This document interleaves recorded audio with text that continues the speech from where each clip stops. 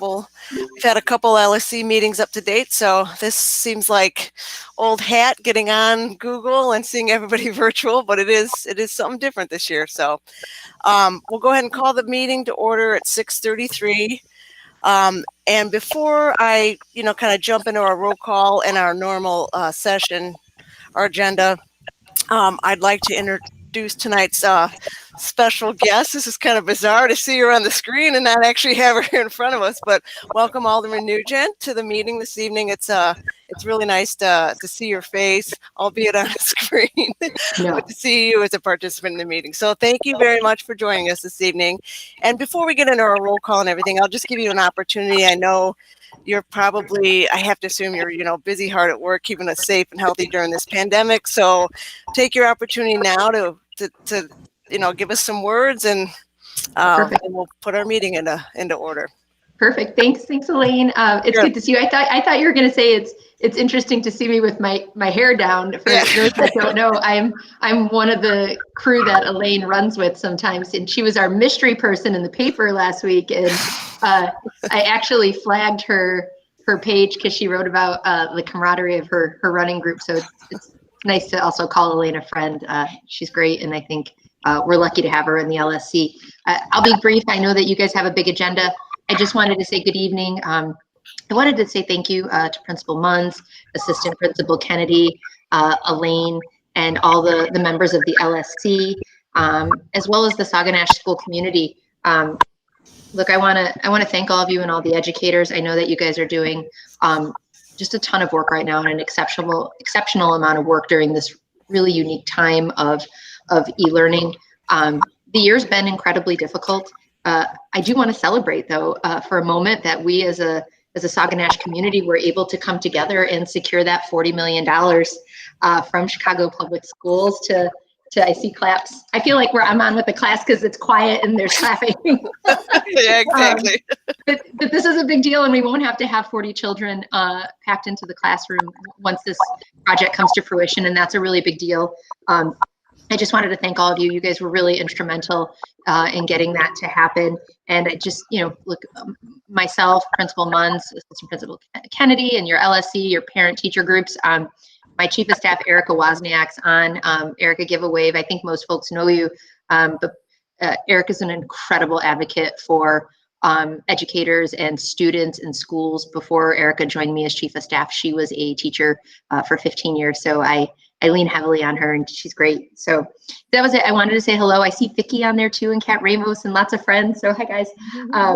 I just wanted to say good evening with sort of the world being what it is and the COVID numbers being what they are. I just wanted to make sure you still had some ways to connect with us. Erica's going to type in the chat details. There she goes. Our contact information. We've been open virtually. We have gone in and out of opening up a day or two a week. We've had some COVID cases, and so we've had to put in the appropriate quarantining and cleaning procedures when necessary. But if you have folks in the community that are saying they need stuff from the office, we are answering the phones every day. We have some things we can do with remote working. For example, when that big storm came last week, we just kept the phones open so that if folks had service requests, we can get a tree down or a wire down and work with ComEd or mutual aid partners. So I just want to let you know we're here, we're working, we're thrilled with what's happening at Sauganash. You guys are in really good hands. A lot of my favorite people are on this Google meeting, and so it's pretty exciting. And I'm grateful for your time, and hit us up offline if you have issues or concerns. And if you have questions for me, I'm happy to take them. Otherwise, does anybody have any particular questions for Alderman Nugent? Otherwise, we'll go into our regular business here. At all? No, I just want to extend a huge gratitude and thank you for your support. As we know, we do a lot of behind the scenes, a lot of conversations that helped us with the addition, and Alderman Nugent was integral in that as well. So when they hear it from multiple angles in multiple ears, and they know we persevere at Sauganash, we will not give up. So therefore, we got them to do it. So we could not have done it with Alderman Nugent as well. So we appreciate your support as always. Thank you so much. Well, I'll leave you to your meeting. And the only other thing I'll add is, as you go through your meeting and you're dealing with the classroom and whatnot, we don't know what we need until we're sort of thrown in these situations. And so it's crazy, right? We're all sort of navigating this new world. If you find that, for those of you in the classroom, if you need more extension cords because you have all sorts of technology and electronics on, or if you need that almost like the selfie stick to hold your iPad or your whatever technology you're using, reach out to us. We're always trying to work with CPS and with partners in the community. People want to help, and we're trying to figure out ways to help folks in the community in ways that respect the social distancing rules of COVID, whether that's neighbors helping neighbors and like getting groceries or picking up prescriptions. But to our schools, each of the schools are unique, and you know your infrastructure and your internal mechanisms better than anybody. And so go through Principal Munns, but let us know, or through Elaine, if it's technology or extension cords. We're hearing a lot of tech stuff come through. So use us and let us be helpful. Otherwise, have a great night, and thank you so much. Thanks, Alderman. Appreciate that. Thank you. Take care. All right. Great. We'll pop right into our roll call tonight. So go ahead and just answer present, please, or give me a thumbs up if you don't want to unmute and mute. But Chris Schumer. Do I see him? Okay, great. Thank you. Christina Testone. I see you logged on there. I'm going to assume you're in attendance.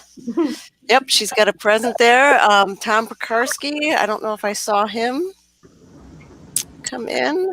Yeah. This is just for my record keeping more than anything. Don Zielinski. I'm here. I saw you there. And then Laura. Oh. Here. Thank you. And Vicky. Here. Great. Mary McKenna. Here. Okay, I've got you. Angie. Present. Okay, and myself and Mrs. Munn. So that's excellent. I want to just take a quick second to acknowledge, the future board members that we have here tonight. I really appreciate you guys putting your ear into this and getting acclimated before you're officially called to participate. So thank you very much, you guys. We'll go ahead and approve the agenda. And I'd like to hear any motions or additions, subtractions, or anything we need to do to edit the agenda before I hear a motion for that at all. All right, I'm not seeing anything or hearing anything, so we'll go ahead and approve the agenda as it's written. Next order of business is to approve minutes from our previous meeting, which was October 19th. Those got distributed to the board. I assume everybody took an opportunity to go through those, and I'll take any edits or modifications that need made to that. And if not, I'll take a motion in a second.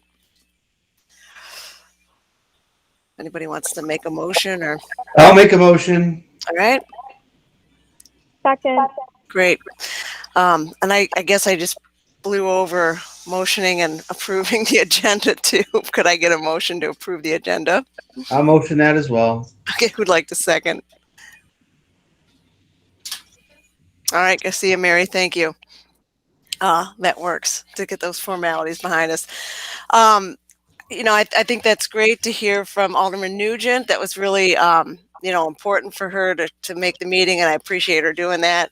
And I just want to strengthen that the connection with her office, that if we need them, we reach out. They've been a great support and part of the relationship of the school. So it takes many of us to make this place great. So I just want to thank her and her office for doing everything they can, everything they've been able to do. And just real briefly before we go into the state of the school address, yay, we did the first quarter. I don't think that needs to, that's no small achievement. And I think we did it really well. There's negatives, there's positives, but I just want to take a moment to recognize, all the entities that got us here. Small, big, majorly involved, minorly involved, all that creativity, caring, and hard work, that really sailed us through that quarter. So I just want that to go recognized as something that wasn't, took effort. We have at least, parent-teacher conferences this week. I'm assuming everybody knows that you're not having any difficulty making appointments. You know, parent-teacher conferences are going to be different in this pandemic. They're going to be, via Google, but always know, and I think the teachers can sort of second this, and anybody at school, it doesn't have to wait for parent-teacher conferences if you got a concern. At phone, email, but do get a hold of people. It doesn't have to be relegated to just your 7 minutes on your Google slot on Wednesday. So, and last but not least, the PTO fund drive is making their last push for their annual donation. They're a major participant in the success of the school. So anything you can find to donate to their fundraising is, every 10 cents to $10 is appreciated. So just a little statement there to get that buttoned up and off your to-do list to make your donation. So with that brief update there, I'm going to pass it off to you, Principal Munns, and we'll slip right into the State of the School address if you're able to do that. I think you're muted. Have you unmuted? So. I just wanted to remind everyone that it is being recorded, just so everyone is aware. The recording started at the beginning of the meeting. Thank you. So, and I'm going to piggyback on what Elaine had said. Really unbelievable change this first quarter than it was last year. So thank you. Kudos to all of the teachers, even the support staff, supporting the teachers in the classroom as well virtually. And I obviously could not do it without Mr. Kennedy and his technology skills as he's going to present our State of the School. I will go through it, but really a huge shout out to Mr. Kennedy with all of his communication, not only to our school community, but also to our teachers on a weekly basis. We have our grade level, I think that's on Thursday, our grade level meetings occur. And he's been really taking charge, analyzing the data, supporting the teachers. So big shout out to Mr. Kennedy. So I appreciate it. So let's begin with our State of the School. A little bit different this year, so I can give you the information as much as we can, obviously without NWA test scores last spring, but we will give you some insight in what we're able to provide you with data that the board has shared with us as well. So the first page obviously is our, believe to achieve in the power of the chief. That is still our slogan. We still remain a 1+ school, and so that's fantastic. It's the highest rating. We've always, when we've been rated, CPS rated schools, we've always been at the highest. So our accountability status is also in good standing. Our previous SQRP, like I said, we do not have an update, but so we're still maintaining a 4.8 out of a 5. And something I want to show attention to is like the Twitter accounts that teachers have. Though we've got our website, which is a great way for communication, a weekly newsletter, but there are several Twitter accounts that the teachers do participate. So if you're not on Twitter, you really are missing out on some day-to-day happenings in the classroom and virtually, I should say, as well as, great things that teachers are doing. So please take a look. We've got it listed here on the website. Mr. Kennedy's pulled that up. That's not supposed to be a Northeastern logo for whatever reason. Our website constantly is shuffling logos around on me. It's supposed to be the Twitter logo. Miss Court and I will fix that. But yeah, these are, I don't think I forgot anyone, but these are, Miss Court and I updated them to have everyone's Twitter account that they use for school stuff. So lots of good stuff. I try to double share it on the newsletter as well, because I know not everyone's on Twitter or Instagram, but that is that. We did update the website this year too. You can take a look at some of our teachers. We matched some faces with some names, a little bit of a background when you click on them, being our college and career readiness and, promoting where we all went to school. So want to make sure that people take a look at our website as well as Twitter accounts and Instagram. So just wanted to, that's our information, administration's information there. I also usually provide my cell phone, sorry. So do know that my cell phone is a CPS cell phone. You are not bothering me, texting, what have you, is usually always provided as well. So that's another avenue. On our next slide shows us that our local school council members, this is not to offend any of the coming off members. They are still on duty till January. And then our new members, we've already put on because of the uncontested election on Wednesday. So as long as you get one vote and you can vote for yourself, you are on. So the nice thing about it this year is it's not contested. This is actually the first time ever.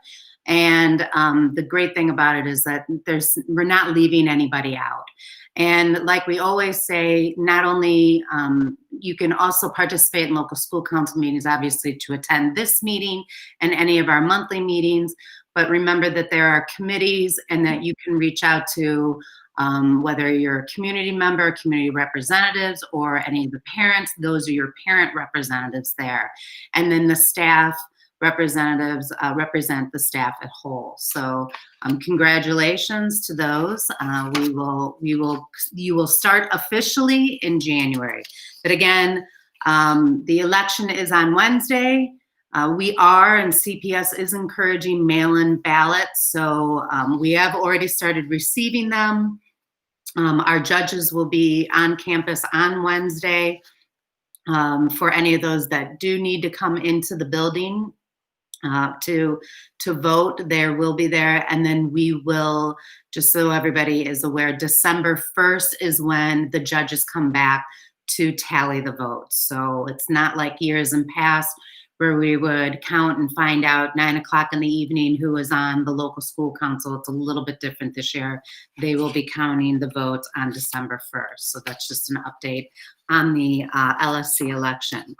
Our next slide here, again, our partnership with our PTO is very strong. It's integral. I think of them as partners, not only in planning, and I know we're so, Lindsay so wants to plan something, and it's becoming more and more difficult, obviously, as we're still in virtual. But I think they're being very creative. Even the fund drive, I thought, was a great way to bring the school community together, giving out October, Halloween bags to our primary, to kindergarten bags at the beginning of the year. So anything that they can do and participate as a PTO, we so appreciate all of our officers, as well as the endless hours of volunteering. So appreciate both LSC and PTO officers as well. Our mission statement actually hasn't changed, but it is, we still do have, whether it is in-person learning or e-learning, that still provides our mission moving forward. Remember, this is our first year with the CIWP priority goals. So this is our continuous improvement work plan. It is new this year to 2022, so it's for 2 years. And last CIWP, we had 5 goals. This year, we have 4. So some of the things that, I'm not going to read it to you, but just want to get an information of, like, for instance, our inclusive classrooms. So again, it's that pedagogio shift to having it as a student-led, teacher facilitator, getting our classroom environment where students can take pride and share their perspectives, as diverse as they can be, but helping and teaching our students to listen to each other and to learn from each other as well. Number 2, again, for our EL is our English language learners, getting our accommodations and implementing strategies, which I think we're very good at. We have to remember quite a few of our staff members are ESL endorsed. So they've gone back to college, gotten the training to support those students. And I would not only say our English language learners, but also I believe it in the gen ed classroom, it also supports our diverse learner students as well.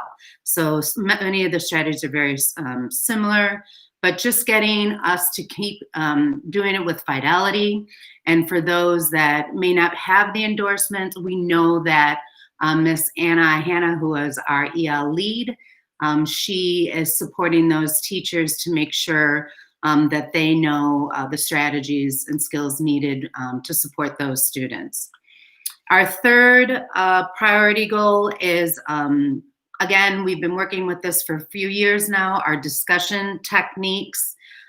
We've talked about it being making sure, I would say for this year, it's been a challenge, and I would say in the sense of just that kind of like a wait time. Mr. Kennedy and I were sort of talking about that, where you see it a little bit differently when we're in-person learning, that the e-learning has become this, our wait time has become more of an awkward wait time for, I think, both teachers and students. So that's been somewhat adjusted. That I would say is probably the biggest difference in the sense. But I really feel that we become very much more successful once we go into even small group and in our breakouts, working with them.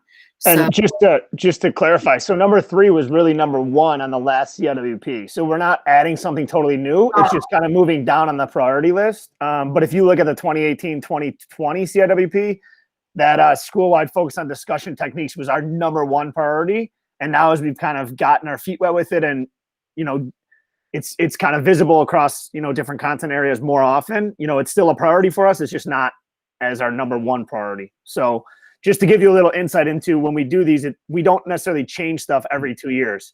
So Mrs. Munson has always been very good about not, having 4 new goals because it gets very hard. So I just wanted to, for those of you that were on the LSC, I'm sure you remember that being our number 1 priority a couple years back. Right. And I truly feel that we become more and more successful because we're building on what we're doing and becoming better at it.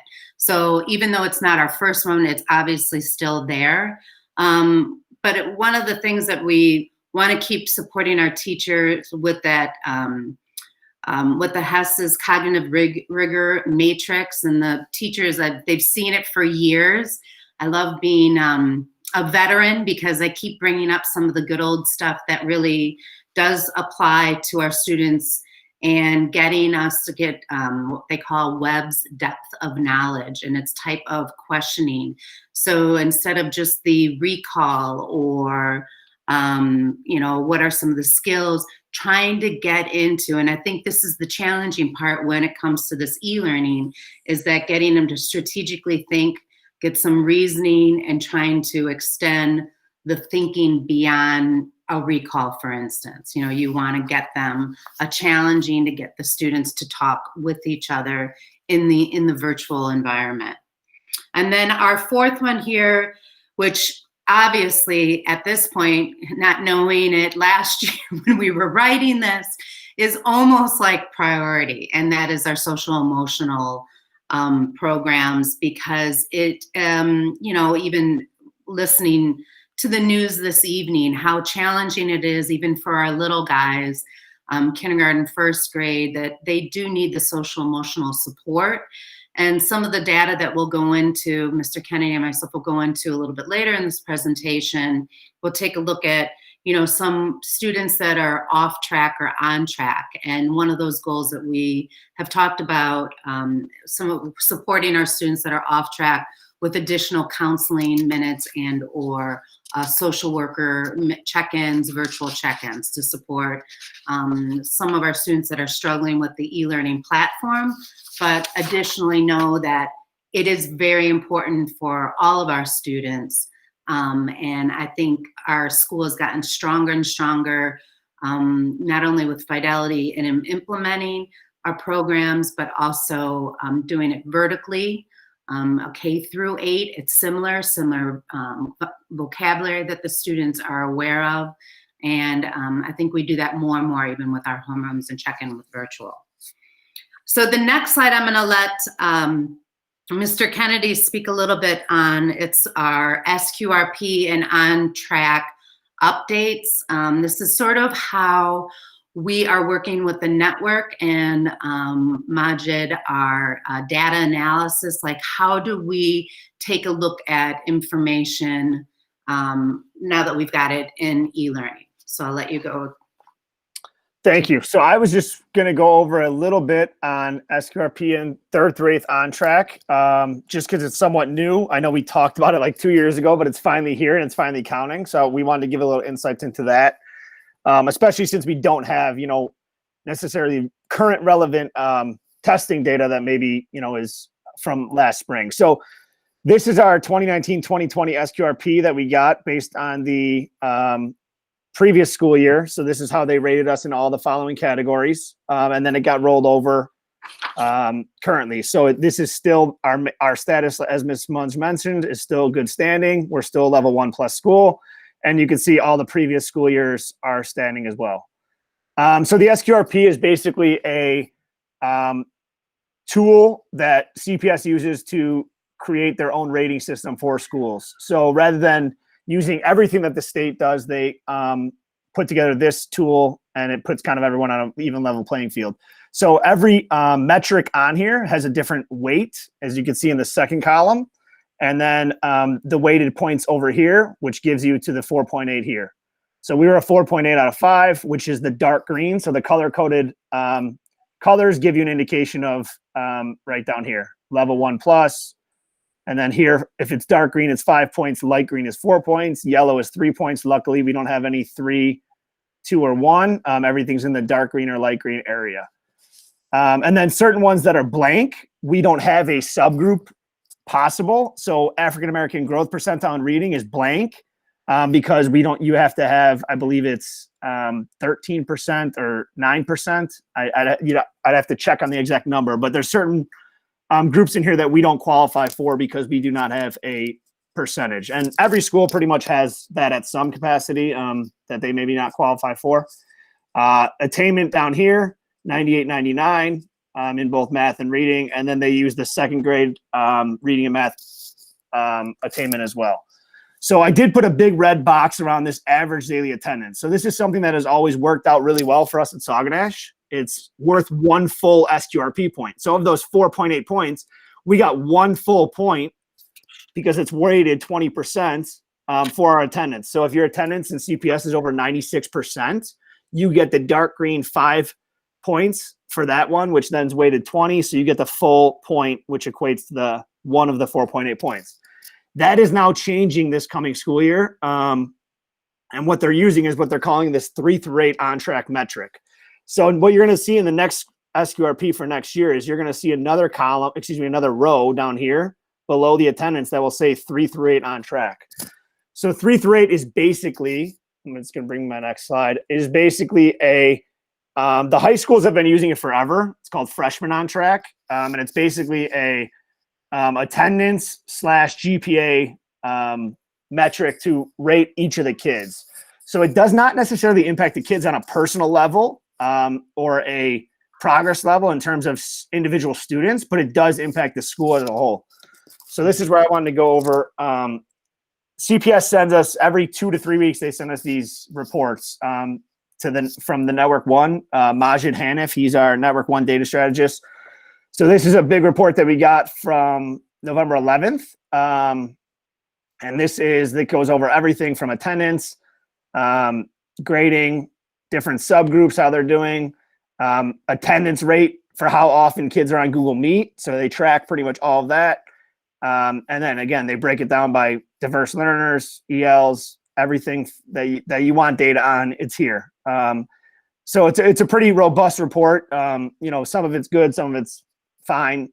We don't really look at everything with a fine tooth comb, but it is nice to have and just kind of give you a snapshot of how everything's going. And then here are grades. So it shows percentage of A's, B's, C's, D's, and F's based on different grade levels, how they were in 2020 versus how they are in 2021.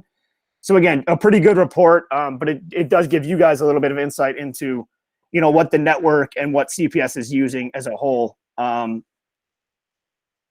then all the different classes and how they break down. But the bottom of the report shows the on track. So this is kind of what I wanted to go over today. And I'm going to blow this up a little bit.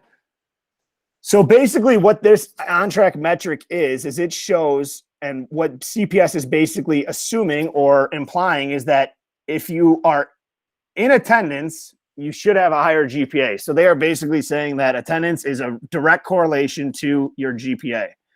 So what that means is that they have this little grid here. So if you look at the column on the left here, it is the attendance. The column on the top is the GPA. So this is included in your 4 core classes, which are language arts, science, social studies, and math. So this does not include specials. This does not include foreign language. The reason it does not is because not every school has the same specials. Some schools have foreign language as a special, other schools don't. Some schools have home ec as a special, some have STEM. So in order to make it even for everyone, they are only using the 4 core classes. Mm-hmm. So basically the light blue is the best category. That means your son or daughter is in what they call on track. So here is on track is the light blue, almost on track, near on track, far from on track, and then off track. So it's almost like a tongue twister, but I've gotten used to it after going to all these different trainings. And the guy that runs this Majid, he's a wizard when it comes to this. So he does a great job explaining to everyone. So basically what you can see here is in this category is these light blue students are all considered on track, and they don't necessarily all have that B plus to GPA, excuse me. So what they're saying is that you could drop in GPA a little bit if your attendance is still maintaining high. So what this says is if a student has 95 to 97, 95 or above, let's say, attendance rate, and let's say they have a B average, they're in that 3 to 3.5 range, they are still considered on track. So we actually don't have anyone in that percent right now. 0 of our, and this is going on 390 kids. So just to give you some insight, this is not including K through 2. Yeah. Let me blow this up again. So for example, that was one example. So again, if as a kid's attendance goes down, he is now expected to have a higher GPA to maintain on track. So let's say his attendance, he or she's attendance dips below that 95 threshold. They are now have to get in that, now they're in the 92.5% to 95% attendance rate.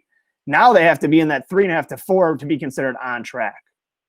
So if they stayed in that B average, they would now be in that near on track metric or category. Okay, so this just gives us, it's basically going to equate that one SQRP point is now going to be 0.5, and the other 0.5 is going to be all equated to this.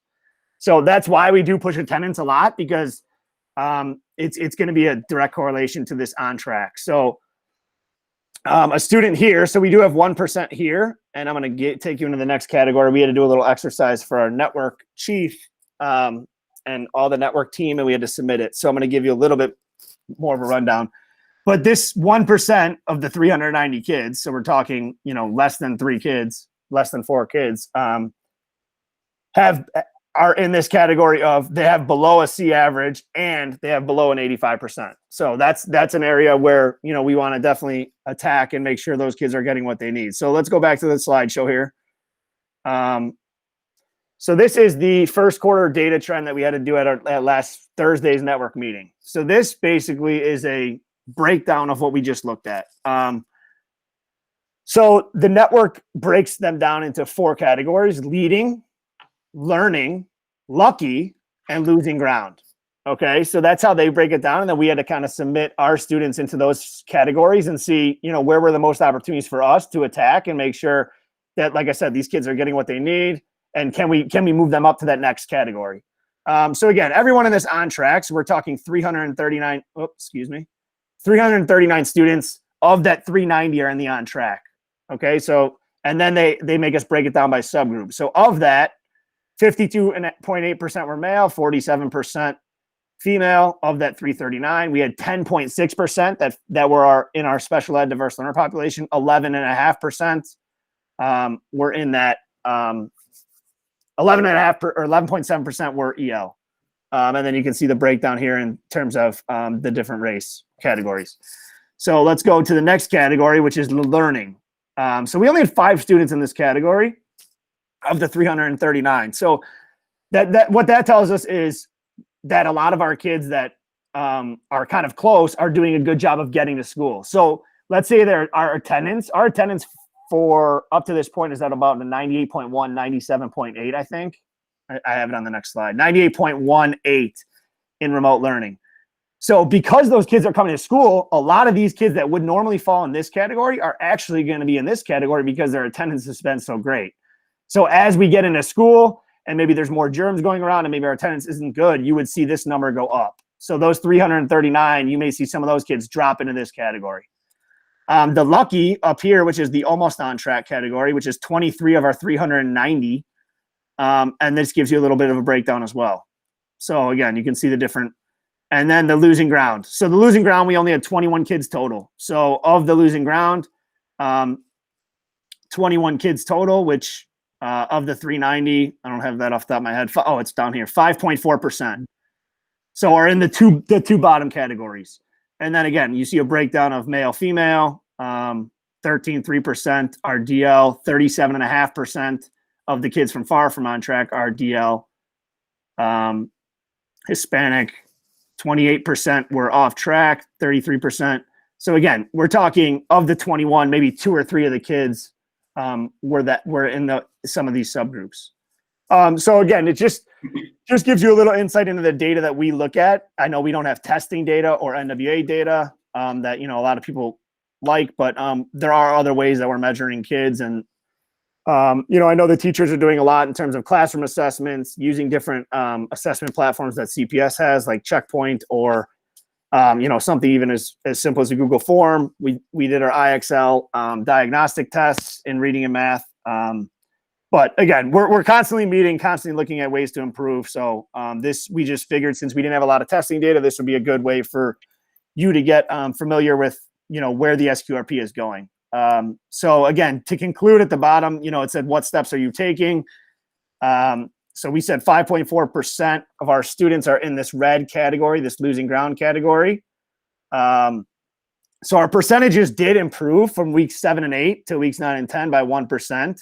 So that was good. And then currently 6 students are off track. These have been identified and needing additional social services. Something like maybe Mrs. Allegretti, the counselor, or Eva, our social worker, needing to support them if in specific areas, and then us getting updated from that. So again, that is our 3 through 8 on track. So it is important because it will soon affect this SQRP this year. So a lot of schools were very upset about this. I think we are going to be fine because our kids and you guys do a great job at home. In looking at the data, I don't know that I hope that metric stays dark green and we get the full 5 SQRP points for that. And with the work they did first quarter, I'm sure that will not be a problem. So then, Chris, do you want to take back over? Otherwise, I can just go over this slide real quick. You can go over Obviously, this slide. That's fine. this is the same slide we used last year. I just added a column for 2020. Mrs. Munns and we don't have any applicable spring data. The winter data wouldn't be really fair to give you. Every kid in the school that was here at our school last year did finish NWA in the winter of 2019, 2020. So that we finished almost everyone, I think, besides K1 before winter break. So they would be considered a 2019 test, whereas the K1 would be a 2020 test because they went after winter break. But it wouldn't be really fair to give you that data because CPS doesn't really use that data anyway. They only use the spring. So rather than confuse anyone, we left it alone. And then you see our attendance rates. Overall, our attendance last year with 6.5 months in school and then the last couple months at home was 96.7. And then this year we are at 98.1, almost 98.2. I was going to say the highest I've ever seen our attendance rate. So I don't know. That is one good positive to e-learning. You know, no one's being on top of each other, getting our usual colds and illnesses that we see on a day-to-day basis in class. So bottom line is, a couple things that we wanted to go over is that, you know, it is going to look a little bit different. They are going to be looking at on track and off track.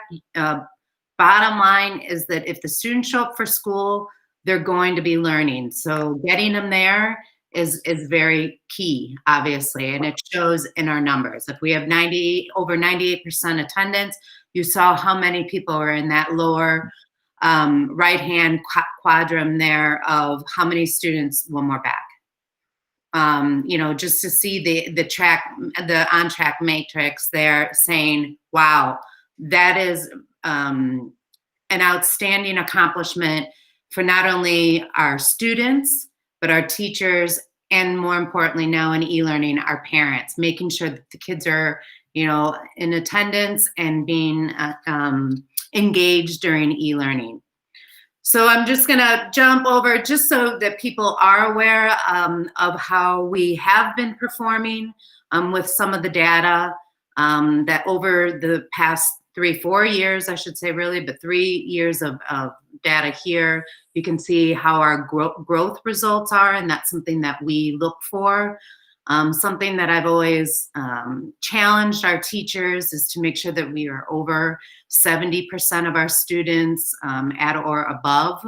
So that's great growth results there. And then our next slide, excuse me, sorry. Just to, you know, we're all a little competitive in our own little ways, but sometimes we want to know how we're performing compared to others. Though this is from spring of 2019, it does give you an indication of how we are outperforming a lot of our colleagues, including those schools that have specialty programs, whether International Baccalaureate, gifted. We are definitely competing with them as well as a regular neighborhood school. So kudos to the community, school community effort, that's for sure. Something that we always like to share because it is asked of, and sometimes when I've had my tours, school tours, and you know, kindergarten parents ask, so where do your students end up going to high school? So this just gives you some perspective. You can see some of the trends, and like I said, over the years, I've noticed seeing a higher trend of more and more of our students attending Taft, which is our feeder high school. I think Mark has done an outstanding job over there and has increased our students' interest into attending there. But you can see our selective enrollment always maintains over 30% of our students not only being invited to take the selective enrollment exam, but you can see the success that it gets. And something else that I just want to make sure parents are aware, that is, this is an opportunity to talk to Mrs. Algaretti too, especially when your children get into 6th, 7th, and 8th grade. It's not that everybody's got to go to Northside College Prep or Walter Payton. You really have to take a look at, and I know last week there was the high school fair.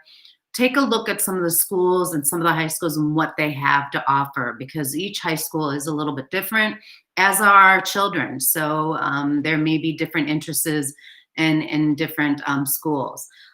Just to give you just an idea of a little bit higher charter high schools, a few are still moving out to the suburbs after they graduate. And then our parochial school seems to be pretty solid of choices of our students and where to attend high school. Our next slide here is kind of our REACH teacher evaluation. So this is how, you know, like when you observe in classrooms and how we support teachers in becoming the best that they can be, and then giving them feedback based on Charlotte Danielson's rubrics of how teaching. So in what normally a school year would look like is observations are PAT, our probationary assigned teachers. They do get observed at least 3 times. It's a minimum. These are all requirements. Which are what we would call our tenured teachers or veteran teachers, are only 2 times a year. So last year, because there was not a full cycle, though I have to say Mr. Kennedy and I pretty darn close to finishing almost everyone, I believe, observing whether it was a formal observation. It's a little bit more lengthy. We have a pre-conference, there's an observation, and then a post-conference. With an informal observation, we kind of pop in, take a look and see what's going on. Great if we can grab some evidence, and then just give some impromptu feedback to the teachers as well. So this has not been updated for e-learning. We have not received any information on how the Chicago Board of Education would like to approach how they are going to handle reach observations. As of now, we've just been discussions in making sure that we're going in, saying hello, giving some quick feedback, whether it's in the chat, whether, just having conversations a little bit later during teacher prep times. So just wanted to let you know on that. Mr. Kennedy, you look like you want to say something. Yeah, no, I was just going to say that Mike Herring, who's in charge of the department, did reach out just saying that we should start using it as coaching until they come up with a plan. I think it has to be negotiated, but I'm sure we'll hear soon. So coaching, feedback, just encouragement. And, and it's, you can't give anybody a hard time with that wait time. So it's just, it's that type of thing where you kind of go with the flow, but I am truly, truly impressed with none of the teachers, but the students. They really have, risen to the bar, that's for sure. The nice thing for years, and again, those of you that know me, I do not like a flavor of the month. Something changing year to year. I'm reflective on my administrators that I had in the past. So I'm trying to be consistent and based on what we know is best for students and how to improve instruction. So years ago, we started co-teaching, supporting some of our support staff and how to support the gen ed teachers, not only the diverse learner teachers as well as ESL teachers, supporting the gen ed teachers. So not only do you have teacher assistants, SICAs, those are all people that work together and a lot of collaboration. So I think our teachers do a phenomenal job with that. So the training in the past, I believe, has paid off, especially when it comes into e-learning. When we take our separate groups, when the gen ed teacher delegates, who's going where, our DL teachers and EL teachers may say, I'm going to take this group of students. So this all, even though it really stemmed from the co-teaching that happened in the classroom over the years.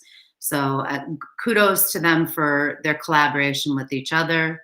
And then just wanted to, again, that focus on trying to get more and more questions, because even myself, I reflect on being a primary teacher. It's so often hard and easy to just give away the answer, especially being a primary teacher. Hey, let me help you with the skill. Let me tell you what to do.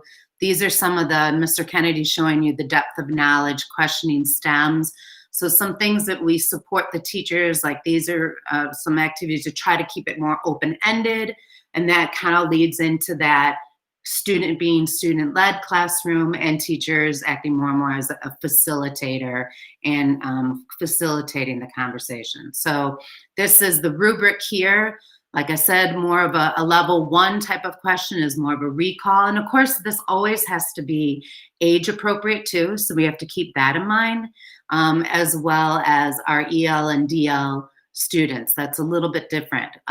Though I love one of our videos that we shared with the Museum of Science and Industry years ago with 2 of our DL students that were just debating back and forth, really showing our gen ed students and support, how they can be involved in the conversation while as much as rigorous as it is. So again, just trying to continue to challenge our students to have those respectful and yet learn from each other type of conversations. So just wanted to show how it is transitioning from what training we've had in the past with how what we did in the classroom is really now going into our e-learning or our virtual learning platform. So we actually, what is it? The Lead 180 is something that Mr. Kennedy and I have been getting trained on. We also have spoken with some colleagues that have used it in their schools. So we are going to adopt it to support some of that, what we would call level or domain 1 in our REACH evaluation is that planning, because there is some definitely need to have front-loaded planning to support this virtual learning environment as well as in the classroom. So that is something we're looking forward to share with the staff with our professional development upcoming. Okay, on to our budget allocation. So just wanted to share with you some of the board-funded positions. All of them remain the same. We do have 2 additional students that positions, teacher assistant positions that we received last year, second semester after the contract went into full effect. You can see these are all of the positions that do not come directly out of our budget. These are positions that are paid for by the Board of Education. So that does not come out of our budget there. And then I wanted to share with you, I do believe I've shared this with the local school council, but I also want to share the next slide with you because this was a little bit different. So this is our 10th day report. So we received this a little bit later than the 10th day of the school year, but they took the school membership, so how many students we had in our building as of the 10th day of school. We are about 51 students down. So there were a couple things that we have had. So right now we are currently at 615 students. Prior to that, we were about 665, and that's as of last spring. If the board members remember, in the springtime, we did ask for additional, I should say even prior to springtime, I think it was more February, the additional students that we felt that we were going to receive because of the trend of students transferring in.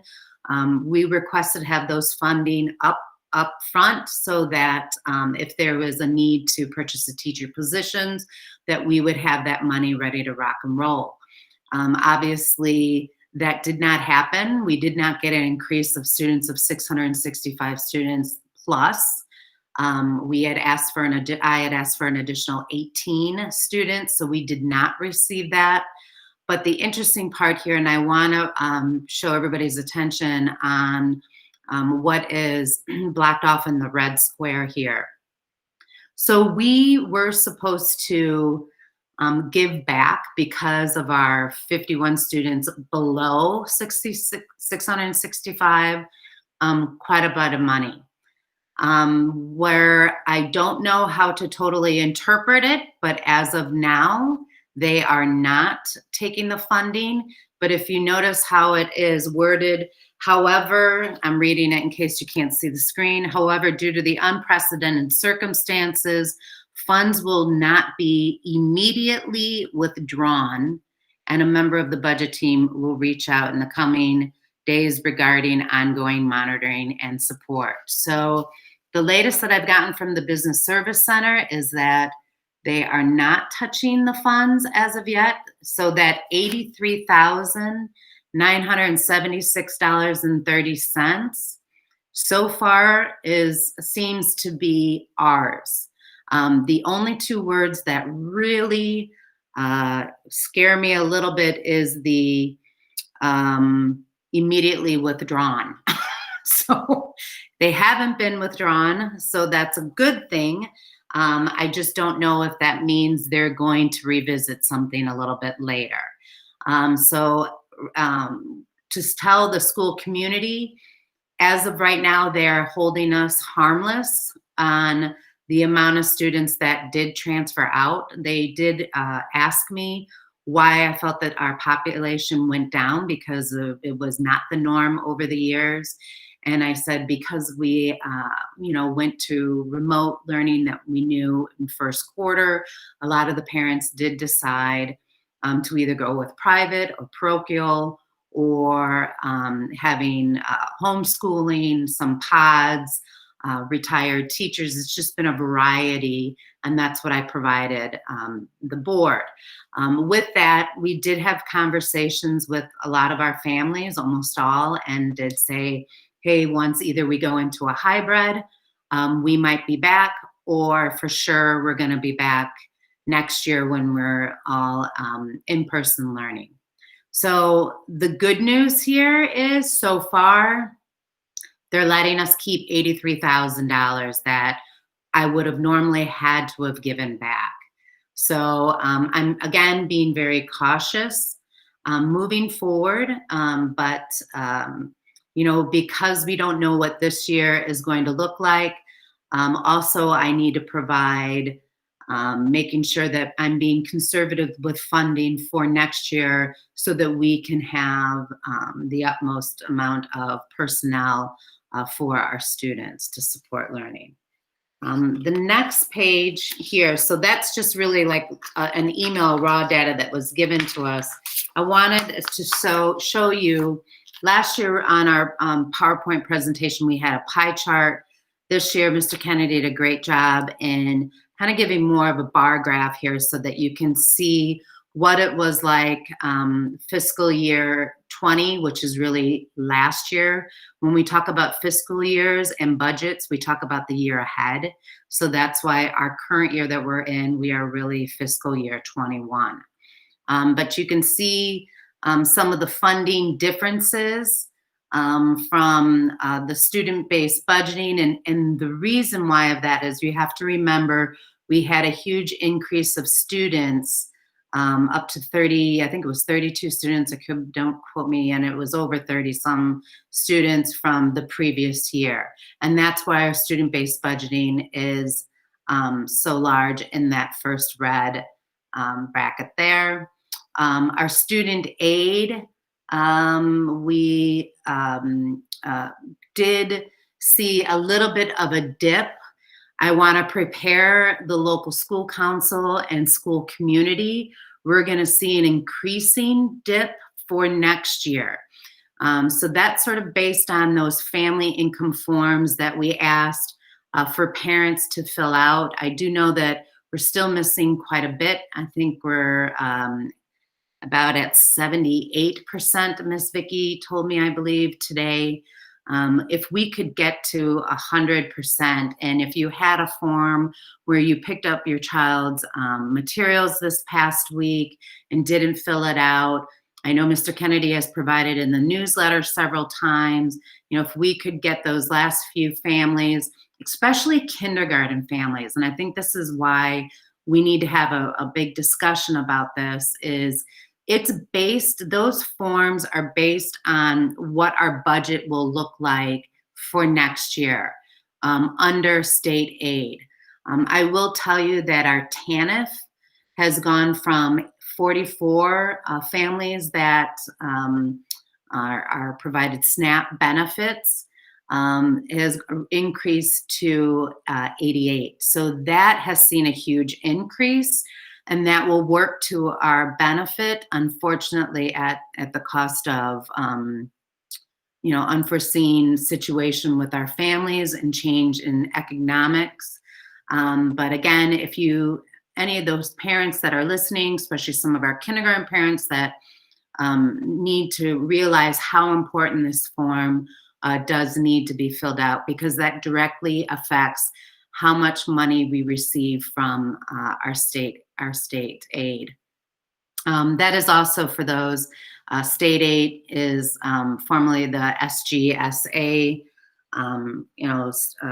fund. So just so I know, they're trying to change acronyms on us. So I just want to make sure that everybody historically knows that it's not a new funding, it's our former SGSA.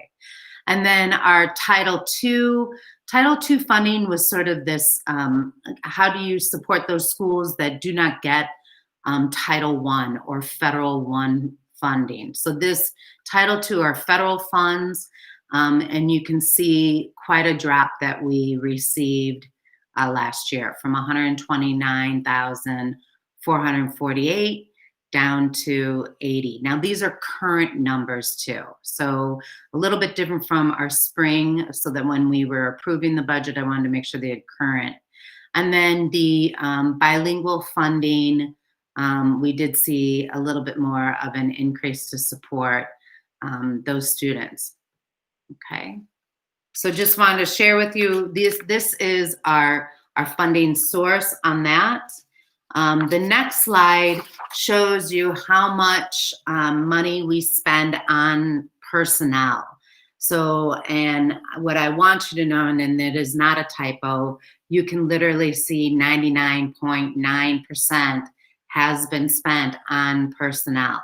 So that's why how vital our student fee is at the beginning of the year. That supports us the opportunity to make sure that we can purchase instructional material, any online web-based programs, any other supplies, any technology equipment, etc. That does not go into the personnel, obviously, it's the non-personnel. So currently in our internal counts, we do have funding, a little bit available. In our internal counts right now, we do have $188,000. We have to keep in mind that I spend on average at least $90,000 in instructional materials for students kindergarten through 8th grade. Something that a conversation Ms. Court and I had, our technology teacher and a coordinator. She should be a tech co. We are not fortunate enough to have a tech co in our building, but she really does act as our tech co. And some of the challenges that we have budget-wise coming up forward is that we are going to have our Chromebooks that we currently have will be phasing out on June of 2022. So with that being said, and why are they being phased out, and I see Ms. Court is on with me, so Ms. Court, you jump in at any time that you need to. But in these Chromebooks have a lifespan, and they are not able to get any updates after, I should say, 2022. The biggest part of this as well is, remember, we utilize these Chromebooks for our NWA testing when that occurs. So again, that becomes more and more difficult. And obviously, when you have your own technology at home, you know that if it's not up to date or can't get the updates, it moves at a very slower pace. The other thing that I want to make sure we're well aware of is about 152 students are currently using their own personal devices. So that's something to keep in mind as well. If we come back in a hybrid model, they're not going to be able to bring their laptop from home into the building. So I'm going to need to make sure, if we go hybrid, that we would need 152 Chromebooks to support those students. Now, the other thing is, again, if it is a hybrid, obviously we would like to go back to where we were, with kindergarten, first grade, were really utilizing more of the iPads. They weren't using Chromebooks, where we did provide it for them for e-learning. So, Ms. Court, did I leave anything out other than before I give them the bottom line of money? Nope, that's pretty much it. Just we have to be very much aware of the end of life of Chromebooks. They don't update like laptops do. So any new Chromebooks we get from, say, this summer forward, their end of life date is now projected to be June of 2026. So the average lifespan of a Chromebook is between 4 to 5 years, if we're lucky. So just with that in mind, we looked up today, actually it was the first time we saw it on Marketplace, the opportunity to purchase Chromebooks, not knowing if and when they get delivered, but the new price on them is now $274.55. So we're talking about $275 for each additional Chromebook, which means with my notes here, I think we were getting close to needing to purchase over the next 2 years close to 500 Chromebooks, which would mean a price tag of about $137,500. So that's why I'm trying to be conservative with spending this year. We don't know what it's going to look like. Obviously, if we turn on the news, we've heard conversations from the governor and from the mayor. Obviously, their budgets have been affected. It becomes a ripple effect and trickling down to us. We don't know what our budget's going to look like for next year. So I'm going to try to be as conservative as I can be, but also knowing that we need to provide additional Chromebooks in the near future for sure. Ms. Court, did I forget anything? Nope. That's the only thing with the new Chromebooks we are getting is they have increased part of the pricing increases. They have increased the amount of memory. We're really very much regulated by CPS what we can and cannot purchase. And so they have increased the memory because we're using the Chromebooks so much, which is a good thing, except it does cost a little bit more money. You had to end with the bad news, huh, Chris? Want me to give more bad news? Is that what you said? We had to end with the bad news. Yeah. Well, okay, so to make the bad news sound a little bit better, remember, they're allowing us to keep, at this point, $83,000. So almost $84,000. So fingers crossed, who knew how the pandemic would affect schools. So I am grateful and thankful for that. So that is something that we have in our back pocket for sure.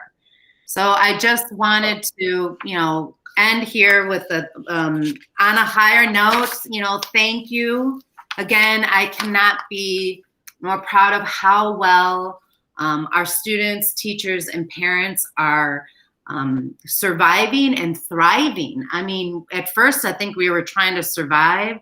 I think now we're thriving on it. And talking to our colleagues, Mr. Kennedy, I think you would agree. I think we've got a solid plan. We're moving forward. You've got a great team of staff that works well together. When you talk to some of our colleagues at other schools, they just seemed, a little unsure. And I feel like we're much more confident at Saguenay School, definitely this round, this year around for sure.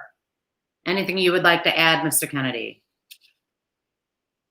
No, thanks everyone for being here. Obviously, we always appreciate your support. It's hard to get the thank you and the gratitude out in the newsletters, but we do appreciate the teamwork and the partnership. It's, I think it's really why we've been so successful. Albeit, everyone has their opinion of if we, when we can be in, when we can be e-learning. But, as Elaine said at the beginning, I think, the first quarter couldn't have gone any better, as a whole. So thank you guys. It's been awesome working with the parents. And thanks for being here tonight. And the only one other thing I would add is, again, you can see how integral our relationship as a local school council and PTO with the funding of how we try to plug each other's holes, right? So I know that they've had the fund drive. I don't know what our benefits going to look like virtually for them. You know, fundraising is going to be a challenge this year. So I think if both entities, the PTO, LSC, administration, you know, are a little bit more conservative on funding this year, just because of the unknown for next year, I think we'll have a successful this year and next. Any questions? I will just say we will share this in the Friday newsletter, both the deck and the recording.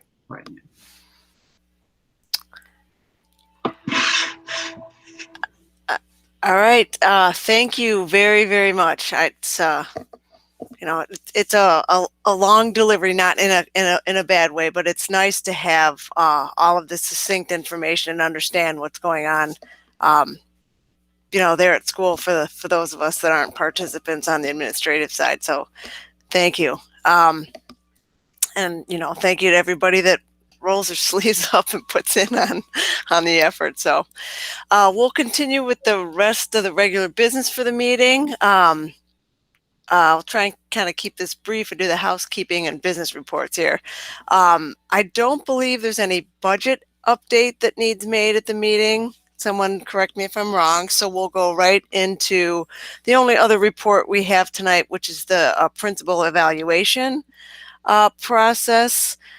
We, the board, met, gosh, felt like yesterday, but I think it's been a couple weeks. Oh, it was last week, excuse me, with Luis Garcia Juarez, who is the chair of the local school council office, or he runs the local school council office for CPS, who reviewed the principal contract renewal and evaluation process with the board.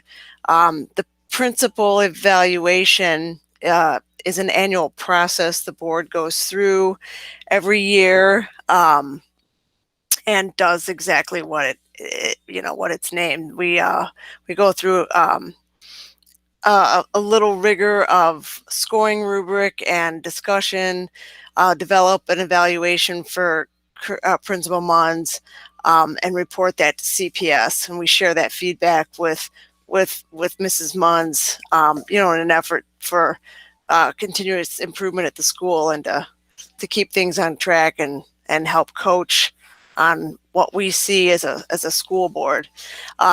We'll go through a contract renewal process this year. That's done every 4 years. And that's, in simple terms, an accumulated evaluation process that involves the past 4 years. So we'll look over the past year, and we'll also look over the past 4 years and do both a renewal and an evaluation process. We'll put a timeline together and get that to the board members, kind of keep ourselves accountable, make sure we're on the right timeline and submitting those reports and numbers to CPS. So stay tuned. And I don't believe we have any internal account activities. I see a head shaking. No, that's great. Nor school usage. No. I hate to say that we don't, but we don't. And then I think just a bit of old business, albeit great business. Any kind of update on the capital expansion progress? So no update as of now, other than, like I said before, we did have 2 preliminary meetings just to make our request of what rooms and how they would be utilized. So no, not as of yet. My next partnership is going to be with Alderman Nugent too, to just sort of touch base so that we can keep our abreast as to what is happening, and if they could give us both a little bit more communication. Right. So a little transparency, I think, will be helpful. So that's our next move. All right, great. At this point, too, we'll open the meeting. We don't have any new business on the agenda. So at this point, we will open the meeting to public comment. I know there's a handful of folks here on the line. in addition to our board members. So if anybody'd like to unmute and take this opportunity to ask any questions, bring anything to the attention of the board, now would be a perfect time to do that.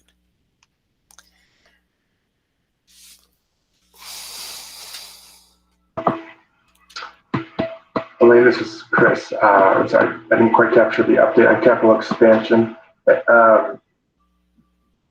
Can you just recap that, Chris? Is it underway, we're just not involved yet, or what is the most likely start date at this point? No start date. We're still looking. We're still in the phase of planning. So before they do the architectural plans, they've got to have surveyors come out and do. They have not done that yet. So that's a side conversation. Alderman Nugent and I hadn't ourselves and just sort of want to push forward. So no change from our last local school council. It was still those 2 preliminary meetings that we had with CPS stating, you know, the needs of what rooms that we needed. Yeah, still programming. Is that typical that it takes this long after the budget amount's approved, or should we be concerned? Or do we need to advocate for it to move faster? Is there any risk you see with it being a few months? No, I just want to make sure that Alderman Nugent is on a lot of information as well. So no, I don't foresee any concerns, because once it gets going, it goes pretty quickly. The next, I mean, Elaine, you can jump into here from experiences that you've had.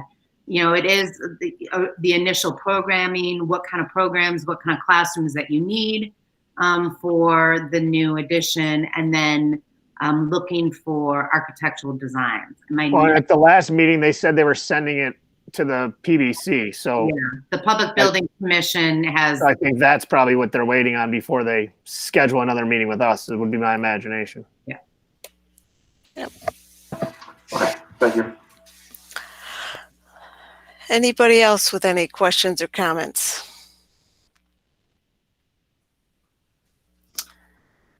And you know, as always, we can bring any, you know, if this isn't the venue to bring those up, please feel comfortable to call Chris or email too. We like this to be as open as we can, and we'd love to hear good things, bad things, and things that we can work on to improve the school. So